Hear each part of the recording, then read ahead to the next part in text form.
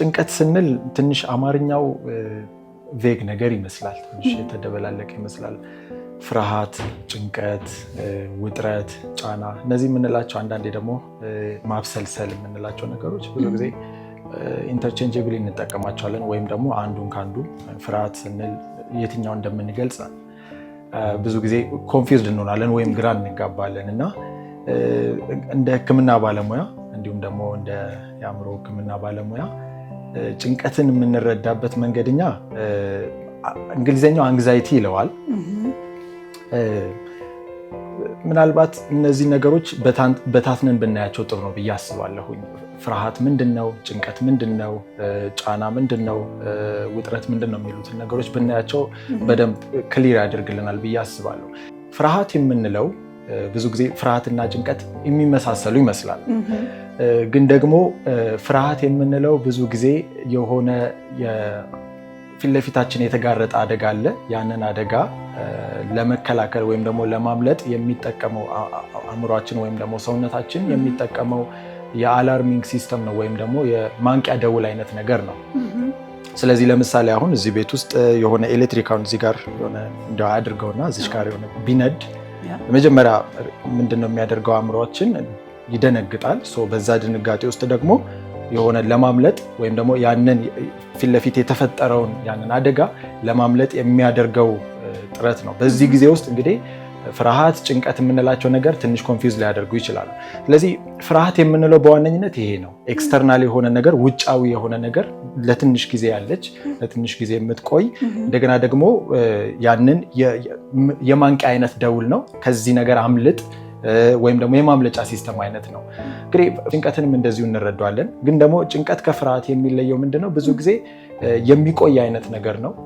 እንደገና ደግሞ ከውስጥ የሚፈጠር ነው። ብዙ ጊዜ ይሄ እነዚህ የሆነ ነገር ቢሆንስ የሚል አይነት ነገር ነው። ለምሳሌ እዚህ ጋር እሳት ቢፈጠርስ ሊሆን ይችላል፣ ወይ የሆነ አደጋ ቢፈጠርስ የሚል አይነት ስጋት ነው ብዙ ጊዜ ጭንቀት የምንለው ማለት ነው። በዛ ውስጥ በውስጥ የሚመጣ ከውስጥ የሚመጣ ጫና እንዲህ ቢሆንስ በሚል የሚፈጠር ነው። እንግዲህ ይሄ ፍርሃት፣ ጭንቀት የምንለው ሁሉም ሰው ላይ ኖርማል ነው ወይም ደግሞ ሁላችንም ጋር ያለ ነገር ነው። ሰውነታችን ይህንን ነገር ለመከላከል ሊሆን ይችላል፣ ከአደጋ ለማምለጥ ሊሆን ይችላል። እንዲሁም ደግሞ አንዳንዴ ደግሞ በጣም ከተጠቀምንበት ደግሞ ውጤታማ እንድንሆን የሚያደርገን ነገር ነው።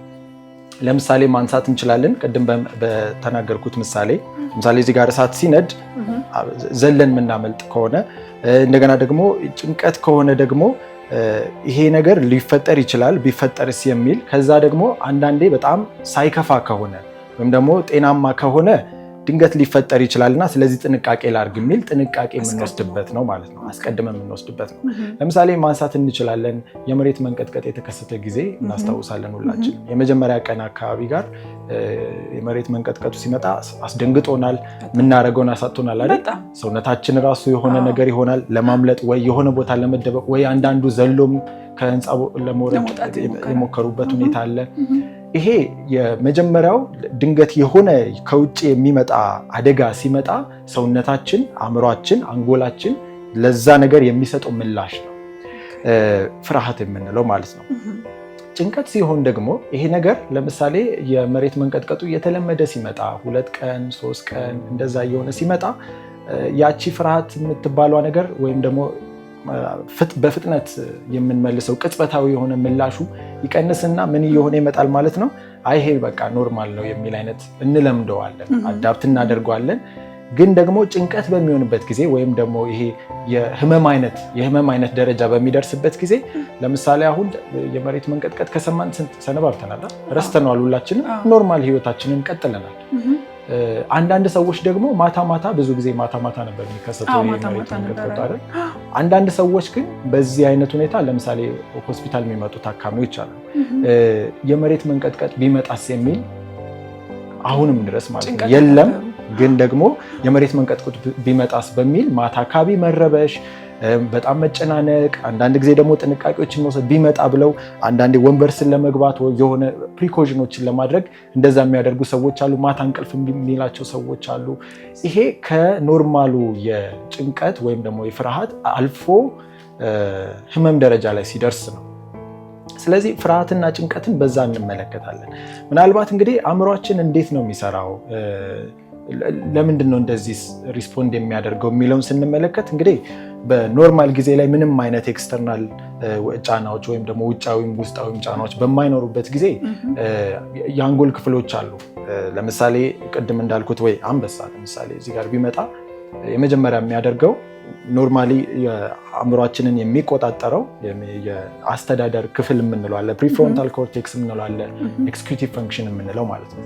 እሱ ክፍል ላይ ምንድን ነው የሚሆነው? በኖርማል ጊዜ ላይ ወይም ደግሞ ምንም አይነት ነገር በሌለበት ጫና የሚያስደነግጥ አይነት ነገር በሌለበት ጊዜ ላይ ስራዎችን የሚከውነው ፕላንድ የሆነ ዲሲዥን ወይም ደግሞ ውሳኔዎችን እንድንወስን የሚያደርገው ክፍል ነው። ነገር ግን እንደዚህ አይነት አስደንጋጭ ነገሮች በሚመጣበት ጊዜ ኢሞሽናል የሆነው የብሬን ፓርት ወይም ደግሞ የአንጎል ክፍል አሚግዳላ የምንለው ለእንደዚህ በጣም ወይ ፋይት አድርግ ወይ ፍላይት አድርግ ወይ ፍሮን ወር ፍሪዝ አይነት እነዚህ 4 ሪስፖንሶች ይኖራሉ። ስለዚህ በዚህ ጊዜ ላይ ይሄ የፕሪፍሮንታል ኮርቴክስ የምንለው ሸት ይሆንና ወይም ይዘጋና ኢሞሽናል የሆነው የአንጎል ክፍል አሚግዳላ የምንላት በጣም አነስ ያለች ነች፣ ወደ መሀል የአንጎል ክፍል አካባቢ የምትገኝ ነች። እዛ አካባቢ ጋር አክቲቬትድ ይሆናል ማለት ነው። በዚህ ሰዓት ላይ አክቲቬት በሚሆን ንጥረ ነገሮች ይመረታሉ ማለት ነው። ለምሳሌ አድሬናሊን የምንለው ማለት ነው። ይሄ አድሬናሊን ምን እንድናደርግ ነው የሚያደርገው? የደም ዝውውራችንን ይቆጣጠራል። ለምሳሌ ወደ ጡንቻ ልብ ምታችን ይጨምራል ቶሎ ቶሎ፣ ወይ ከዛ ቦታ እንድናመልጥ ሊሆን ይችላል፣ ወይ ደግሞ ፋይት እንድናደርግ ያንን እንድንጋፈጠው ፊት ለፊት የሚመጣውን ነገር እንድንጋፈጠው ያደርጋል። ይሄ ለአኪዩት ለሆነ ወይም ደግሞ ቅጽበታዊ ለሆነው ፍርሃት ወይም ጭንቀት ለሚመጣው የውጫዊ ጫና አእምሮአችን ወይም አንጎላችን የሚመልስበት ምላሽ ሲስተም ነው ይሄኛው ማለት ነው። ነገር ግን እነዚህ ጫናዎች ወይም ደግሞ ውጥረቶች በጣም ለረጅም ጊዜ የሚቆዩ ከሆነ ይሄ ሲስተም ሁሉ ጊዜም ቢሆን አክቲቬት አይሆንም። ለምሳሌ ድህነት፣ ስራ ማጣት፣ የተለያዩ ጫናዎች አሉ። ስራ ላይ ጫናዎች፣ ትምህርት ያለው ትምህርቱ ላይ የተለያዩ በርደኖች ወይም ጫናዎች በሚኖሩበት ጊዜ ይሄ ሲስተም አይደለም አክቲቬት የሚሆነው። ሌላ የአንጎል ክፍል ላይ ኤችፒ አክሲስ የምንለው አክቲቬት የሚሆንበት አለ። ስለዚህ በዚህ ጊዜ ምንድነው የሚሆነው? ይሄ ፋይት አርግ ፍላይት አርግ ሳይሆን ይሄ ኮርቲሶል የምንለው በጭንቀት ጊዜ ወይም ደግሞ በውጥረት ጊዜ የሚመነጨው ሆርሞን አክቲቬትድ ይሆንና የተለያየ ሲስተማችንን አፌክት ያደርጋል ማለት ነው። እንድንዝል፣ ይሄ እንድንደክም፣ ብዙ ጊዜ ኤፌክቲቭ እንዳንሆን፣ ፍሩትፉል እንዳንሆን፣ ውጤታማ እንዳንሆን ያደርገናል ማለት ነው። ስለዚህ እነዚህ ናቸው ይሄ ጫና በሚኖርበት ጊዜ ፍርሃት፣ ጭንቀት የምንላቸው ነገሮች ማለት ነው። ስለዚህ ይሄ መቼ ነው ታዲያ ፓቶሎጂክ የሚሆነው ወይም ደግሞ የህመም ደረጃ ደረሰ የምንለው? ሁሉም ሰው የሆነ ሰዓት ላይ ጠዋት ተነሳ ጨነቀኝ፣ ትንሽ ተረበሽኩኝ፣ ውጥረት በዛብኝ እንላለን። ግን ሁሉም ሰው ደግሞ በዚህ አይነቱ ሁኔታ ውስጥ የሚያልፍ ሰው ሁሉ ደግሞ ጤናማ አይደለም ወይም ደግሞ ሕክምና ያስፈልገዋል ወይም ደግሞ እርዳታ ያስፈልገዋል ማለት አይደለም። ስለዚህ እነዚህ ነገሮች ምን ሲሆኑ ነው? የዕለት ተዕለት እንቅስቃሴያችንን ሲያስተጓጉሉ አንደኛ ማለት ነው። ሁለተኛ ደግሞ በጣም የዲስትረስ ሌቭሉ ወይም ደግሞ የጫናው የውጥረቱ መጠን በጣም ከፍተኛ ሆኖ እንቅልፋችንን ሊሆን ይችላል፣ ከሰዎች ጋር ያለንን መስተጋብር ሊሆን ይችላል በሚያዛቡበት ጊዜ እነዚህ አይነት ነገሮች ፊዚካል ሲምፕተሞች ወይም ደግሞ አካላዊ ምልክቶች በሚያሳዩበት ጊዜ ይሄ ፓቶሎጂክ ወይም ደግሞ ክሊኒካል አንግዛይቲ እንለዋለን ማለት ነው እንጂ ፊርም ይሁን ጭንቀት ወይም አንግዛይቲ ሁሉም ሰዎች ጋር ያለ የሁላችን ሁሉም ሰው ሲፈጠር ያለው ምላሽ የምንሰጥበት እንደገና ደግሞ አንዳንዴ ከአደጋ የምናመልጥበት በጣም እነዚህ ጫናዎች ደግሞ በሚበረቱበት ጊዜ ደግሞ መጠነኛ ጫና ካለ ውጤታማ እንድንሆን የሚያደርገን ነው። ለምሳሌ አሁን አንድ ሰው ነገ ፈተና እንዳለ ካወቀ ያንን ፈተና ሁላችንም በተለምዶ የምንለው ቴንሽን ያዘን ወይም ደግሞ በጣም ከፍተኛ የሆነ ውጥረት ውስጥ እንገባለን በዛ ሰዓት ላይ። ስለዚህ ይሄ ኖርማል የምንለው አንግዛይቲ ወይም ደግሞ ኖርማል የምንለው የጭንቀት ደረጃ ሲሆን ምንድን ነው የሚሆነው? ያንን ሰው ለነገ ፈተና ብቁ እንዲሆን ያደርገዋል፣ እንዲያነብ፣ እንዲለማመድ፣ እንደገና ደግሞ መደረግ ያለበትን ዝግጅት እንዲያደርግ ያግዟል። ይሄ ኖርማል ወይም ጤናማ የምንለው ውጥረት ወይም ደግሞ ጫና ማለት ነው። እልፍ ሲል ግን በጣም ከአቅም በላይ ሲሆን ኦቨርዌልሚንግ በሚሆንበት ጊዜ መቆጣጠር ከሚችለው በላይ በሚሆንበት ጊዜ ፍርሃቱ ሲበረታ በቃ አልችልም የሚል ውጭ ቅድም ያልኩት ጭንቀት የምንለው እንዲህ ቢሆንስ የምንለው ማለት ነው። ፈተናው ሳይፈጠር ማለት ፈተናውን በወድቅስ ከባድ ቢሆንስ፣ አስተማሪው ያልጠበቁትን ወይም ደግሞ ያላጠናሁትን ቻፕተር ቢያመጣስ የሚል ይሆንና በዛ ነገር ውስጥ በጣም በማብሰልሰል ውስጥ ይኮንና ስራውን እንዳይሰራ በትክክል እንዳያጠና ያለችውንም ጊዜ እንዳይጠቀም ያደርግና ለዚህ ፈተናውን እንዳይፈተን አንዳንዶች ወይም ብዙ ጊዜ ፈተና ልክ ሲደርስ ወይ ፈተናውን ያቋርጣሉ ወይ ፈተና ውስጥ ቦታም ገብቶ ይታመሙ ሰዎች አሉ which is የአንግዛይቲ ወይም ደግሞ የጭንቀት የራሱ አካላዊ ምልክቶች ናቸው። አንዳንድ ጊዜ ደግሞ ፈተና ውስጥም ገብተው ራስን እስከ መሳትም ደረጃ ሊደርስ ይችላል።